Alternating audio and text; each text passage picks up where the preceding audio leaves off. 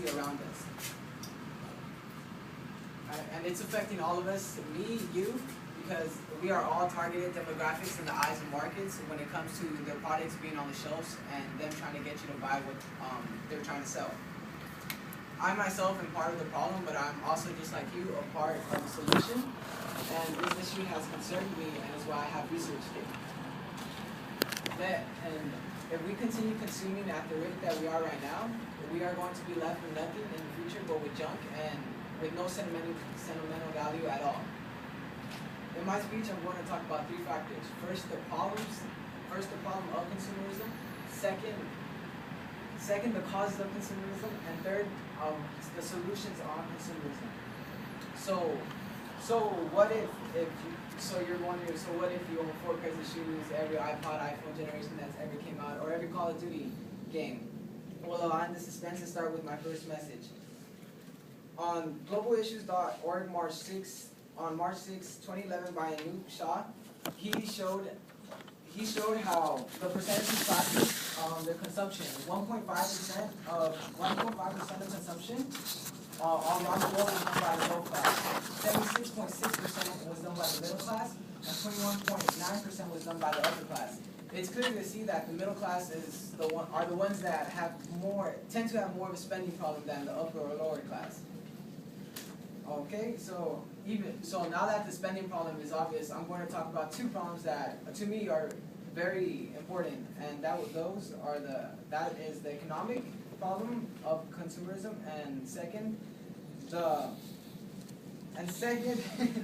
is the social implications of it.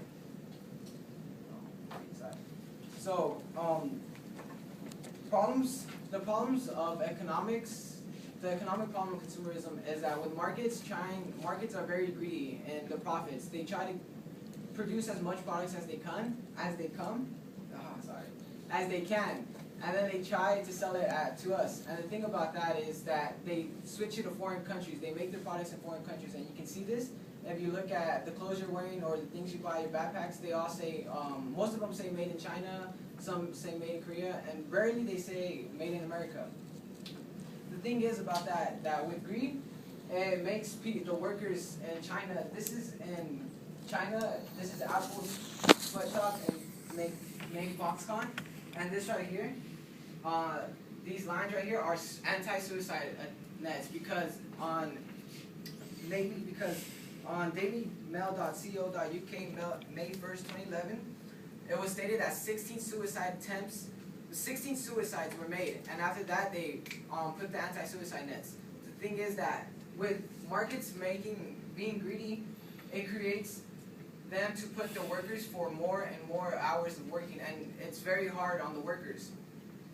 Now that I told you the economic problems, I'm going to move on to the social implication problem. Frances Moore LePay, on her most recent book titled Eco-Mind, published September 23rd, 2011, says how we are detaching ourselves, how we are detaching ourselves from people because we are becoming more attached to materialistic items like your phone, games, iPods, whatever it might be. We're losing that connection we have towards people.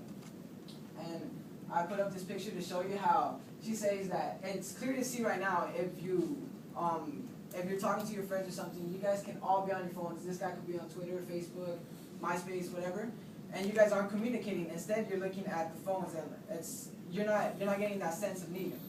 And she's saying if it continues, right, and if this continues, the future generations to follow will be the same. And that's why I put this picture right here. It's like to show you this is us right now, and then if we continue, the future will be like this. Kids won't know how to communicate. And that's going to lead to anti-socialism, and it's going to become a problem.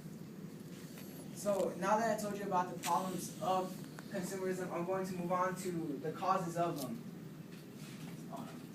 And a global cause is that with trends constantly changing and evolving and advancements in technology, markets and companies are producing better and better products, so they say. So as us as the consumers, we keep buying, sometimes even the same product.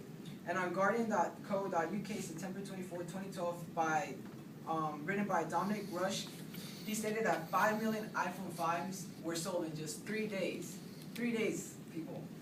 It amazes me how we can wait in line, and sometimes even like wait in line, whether it's rainy, sunny, or freezing, all for a product that's the same, all for some minor details. And I put up this picture because it's like the iPhone 3 came out, and alright, it was good. iPhone 4 came out, not so much of a change. iPhone 4S, like Lee explained, like 4.3 inches, and then the iPhone 5 came, a faster chip, maybe the headset being on a different display. And they're minor alterations, and we as consumers keep buying. But consumers, alright, so So consumers, so the problems of economics on the consumers is not that the markets decide that they want to do this for us. It's just that it's simple economics, as like in our economic class, it says supply and demand. When we demand, the suppliers are going to supply more. And that's what the markets see when they see their sales on their companies or their stores that they have. They don't look at, people don't talk to them and tell them, hey, I want this. They look at what's being sold the most, and if that's what's being sold the most, they continue to produce that and change it and keep buying.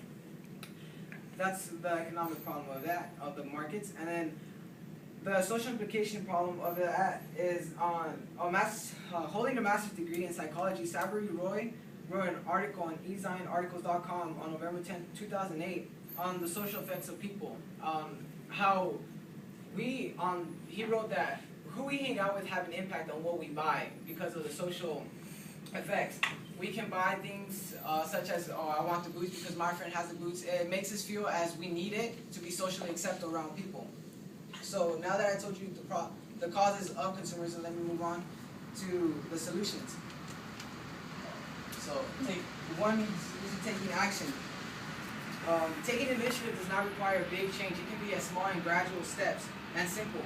To fight economic, we can just not give in to markets, and we can fight it as saying we don't need their latest updates, and we can spread the word on how the products being projected towards us create sweatshops and sometimes the people jumping off buildings.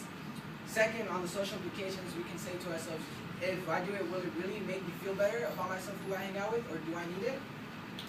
So now that I told you how to be part of the equation to the solution, let me end my speech. I say that if we continue, we are going to be left with nothing if we continue consuming and just a bunch of junk. So I told you about the problems, causes, and solutions of consumerism. With that, I end with, I hope that I have persuaded all you enough to cut down on your consumption and on once and just get what you need to progress. And we are an intelligent species, and we can all be game changers to fight that make small changes right now that will have a bigger and positive change in the future. Thank you.